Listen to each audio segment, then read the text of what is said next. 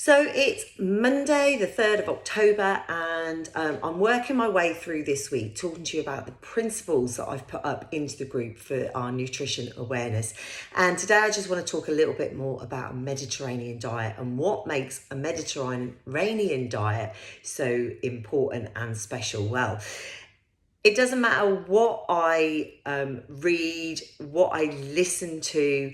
The Mediterranean diet is now mentioned in probably 99% of publications, interesting podcasts that talks about health and all-round health, not just, about losing weight. It's about heart health. It's about type 2 diabetes. It's about cancer. It's about, all of those health concerns that we might have, cholesterol, blood pressure, high cholesterol. And so, it makes absolute sense to me that we should be following as much as possible, 80% of the time, those principles that they follow out in the Mediterranean.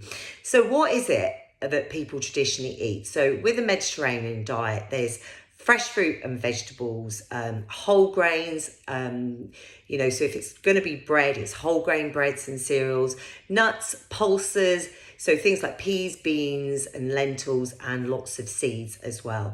They eat less saturated fat. So dairy can be included. I'm not saying for 1 minute that we cut dairy out, but they've kind of, in the Mediterranean, they reduce the amount of dairy that they eat, and red meat as well. But what we need to do is just be mindful that we're eating sort of, and some dairy for calcium input as well. They drink less alcohol than we do. And also they eat more seafood,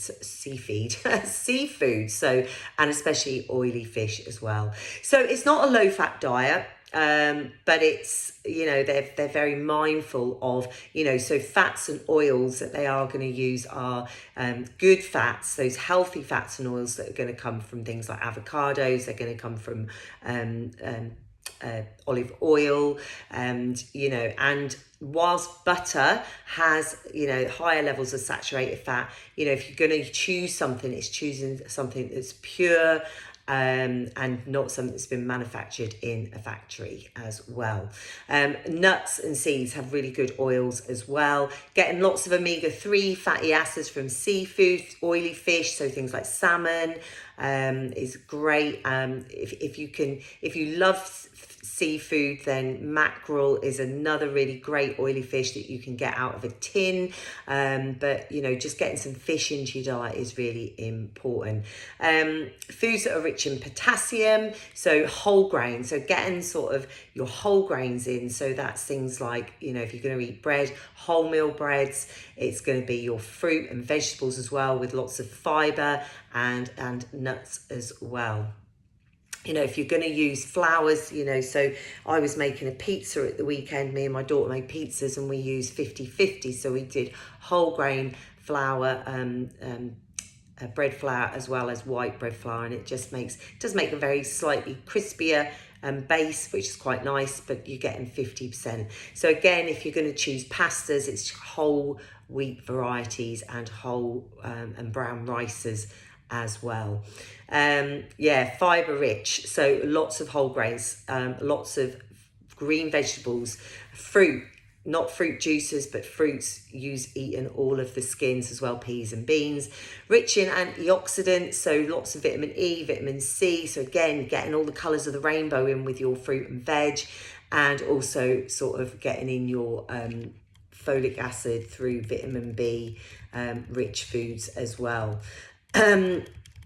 So it's about cooking from scratch and not relying on processed foods as well. So if you're going to choose, your fruits and veg can be frozen, can be from a tin, they can be dried as well. You've got to aim for at least 5 servings, 5 portions a day. Lots and lots of variety. Eat the rainbow, and that will ensure that you get all those macro and micronutrients that you need. And of course, those fruits and veg, I've got to change my sitting position. Fruits and veg are great for snacking as well.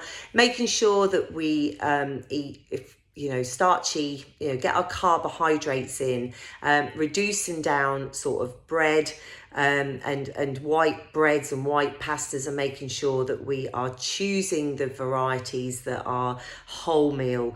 The textures are very different, and it can be very daunting, especially when you've got children and you're trying to sort of readjust their palate as well, and taking on board what I said yesterday about making sure that we get the family involved. It might mean you need to mix things up. So if you're going to use a wholemeal pasta, you use white as well, and you do 50-50. That can often work really, really well. Getting in some fish. So white fish is great as well, but getting some oily fish in as well. Containing those omega-3 fatty acids that we need. Also lots of vitamin D in fish as well. So salmon, tuna, tuna out of a tin. So if you can have jacket potato with tuna, salad with tuna, tuna can be a great tin substitute you have in the cupboard for those emergencies as well. Tuna pasta bake is really good. Wholemeal pasta with tuna, fantastic. Using nuts, getting in a handful of nuts a day. Don't forget, nuts are quite calorific, lots of energy, so we can get carried away with nuts, but just a handful of nuts a day can just give us some great monounsaturated fat as well, which is really great for our diet.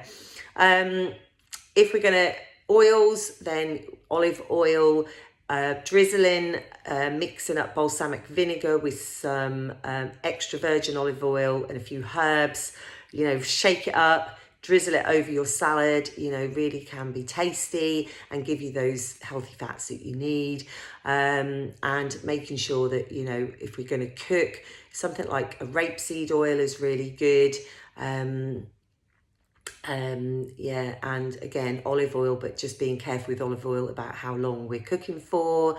So I suppose it's about thinking about, what can you, using those ingredients and making some healthy meals where we're going to add in, and it's about, can we hide some veg, some extra veg? So if you're going to make a bolognese, okay, it's so we're going to use a low-fat mince, but, really hiding the veg, putting lots of veg inside the mince as well to make a really, really good bolognese. Or if you can make your own bolognese sauce, you could sort of make it with lots of veg in and whiz it up, and the kids and family would never know the veg was there. If we're going to make pasta bakes, add an extra veg to the pasta bakes as well.